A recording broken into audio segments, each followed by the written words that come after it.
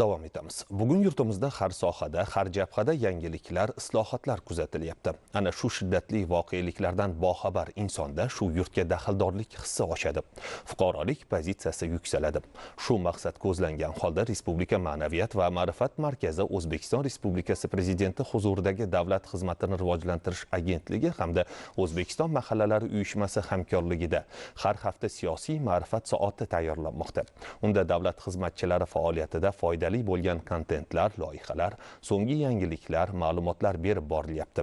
Toshkent viloyatidan tayyorlangan lavhamiz shu haqda. Nurafshon shahar hokimligida 50 nafardan ziyod davlat xizmatchisi faoliyat yuritadi. Ularning ta'kidlashicha, siyosiy ma'rifat soatida davlat idoralari xizmatchilari faoliyatida asqatadigan foydali manba va ma'lumotlar mujassam. Ish jarayonida bizga bu motivatsiya. Siyosiy ma'rifat soatlarini butun jamoamiz bilan Nurafshon shahar hokimligi shu apparat xodimlari hammamiz birgalikda doim ko'rib boramiz.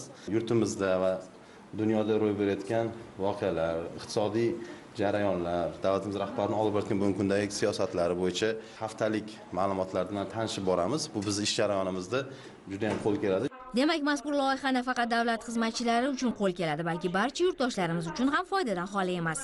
Davlat xizmatchilari 10 qadam oldinda yurishimiz kerak. Ma'naviyat soatida biz bilishimiz lozim bo'lgan yangiliklar berib boriladi. Biz bunda juda ham faol ishtirok etamiz. Bugungi kunda davlat xizmatchisi ish bilan band bo'lib, har kuni 24 soatlikni ko'rishga imkoniyati yo'q. Bunda mana siyosiy jarayonlar berib borilsa, ikkinchi tomondan ma'naviy saboqlar, bu har bir davlat xizmatchisi uchun kerak bo'lgan ma'naviy soatlar berib boriladi.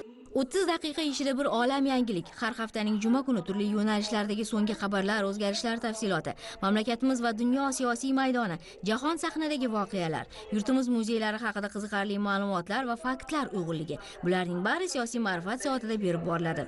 Bitta jihat yo'qdi, bitta lavha. Bu lavha 101 kitobi haqidagi lavha edi.